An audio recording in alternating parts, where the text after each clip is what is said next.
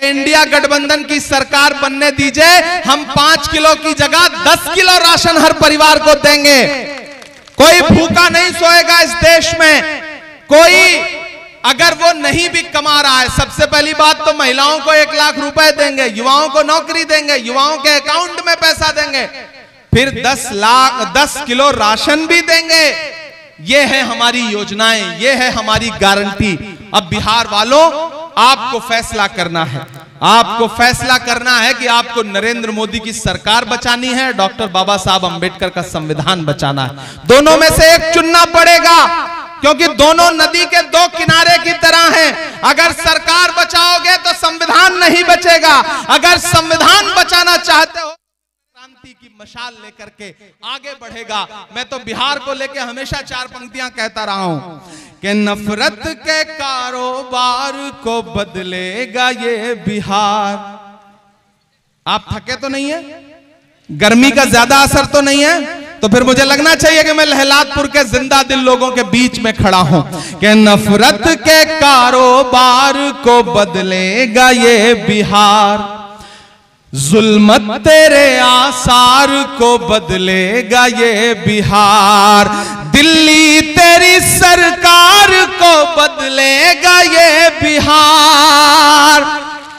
ताली तो अगली पंक्ति पे बजना चाहिए। मैंने सुना है प्रधानमंत्री जी इधर ही कहीं आसपास घूम रहे हैं, पहुंचाइए उनके कानों तक कि नफरत के कारोबार को बदलेगा ये बिहार, जुल्मत तेरे आसार को बदलेगा ये बिहार, दिल्ली तेरी सरकार को बदलेगा ये बिहार,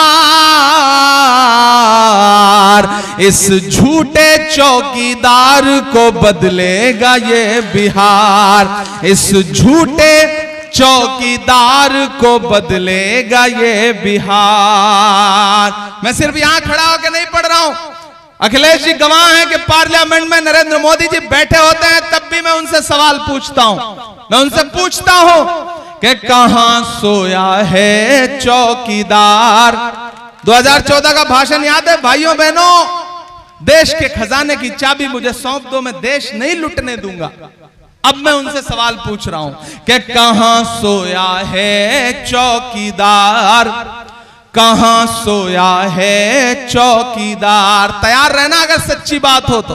कहां सोया है चौकीदार, कहां सोया है चौकीदार, विजय माल्या नाक के नीचे से हो गया फरार। कहां सोया है चौकीदार, कहां सोया है चौकीदार।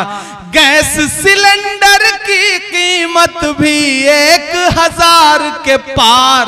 कहां सोया है चौकीदार, कहां सोया है चौकीदार। अब पंक्तियां सुनना कि चाय बेचने वाला पूरा भारत बेच रहा है,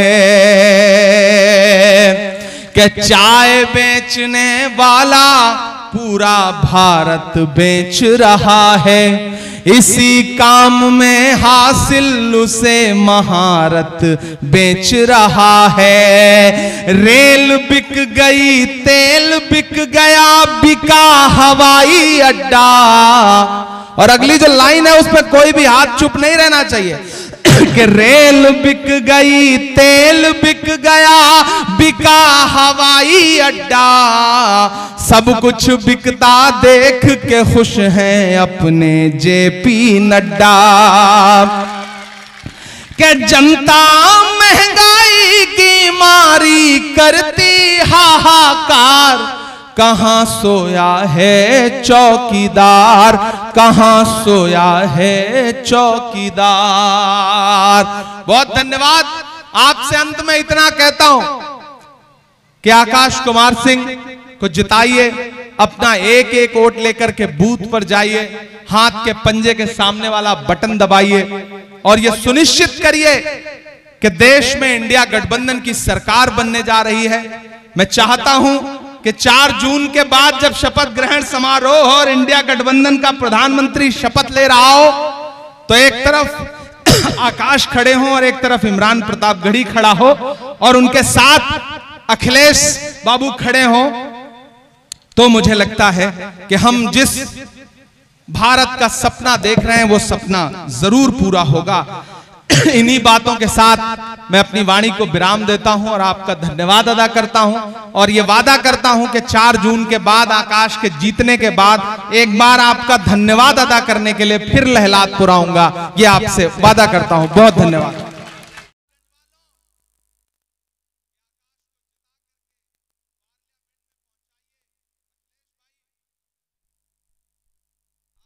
बैठे रहेंगे तो कैसे काम करेंगे? आप यहां से विधायक, आपके विधायक श्रीकांत जी आ रहे हैं, उनका स्वागत है। देखिए, किसी भाई ने लिख के दिया है कि अमित शाह जी ने कहा था कि 45 दिन में सहारा का पैसा वापस दिलवाएंगे। अब आप भी अमित शाह जी की बात पे भरोसा करके बैठे हो, इससे ज्यादा क्या ही बताएं। ये सहारा देने वाले लोग नहीं है, ये बेसहारा करने वाले लोग हैं। न जनता को, किसानों को, न युवाओं को, न महिलाओं को। आपके अपने विधायक जी आ चुके हैं, श्रीकांत जी, उनका भी स्वागत है। और अंत में आपसे कहना चाहता हूं साथियों, अच्छा शायर भी सुनाना पड़ेगा। हाँ, ये चाचा ने सही बात कही है। आपका आदेश है, मानना ही पड़ेगा, मैं कैसे मना कर सकता। और एक सबसे महत्वपूर्ण बात बता के आपको एक कविता सुनाता हूं।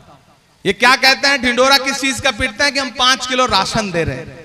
सबसे पहली बात तो कि देश की 80 करोड़ जनता को राशन दे के गुजारा करना पड़ रहा है। अपने आप में यही फख्र की बात नहीं है, किसी भी सरकार के लिए शर्म की बात है। लेकिन ये 5 किलो राशन का ढिंडोरा पीटते हैं। राहुल जी ने, मल्लिकार्जुन खड़गे जी ने ऐलान किया है कि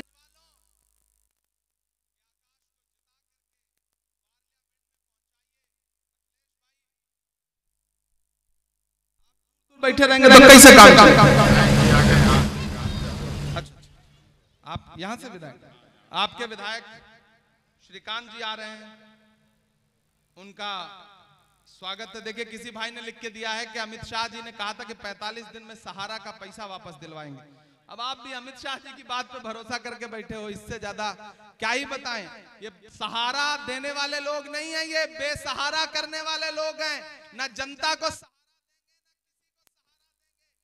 किसानों को, न युवाओं को, न महिलाओं को। आपके अपने विधायक जी आ चुके हैं, श्रीकांत जी, उनका भी स्वागत है। और अंत में आपसे कहना चाहता हूं साथियों, अच्छा शायर भी सुनाना पड़ेगा। हाँ, ये चाचा ने सही बात कही है।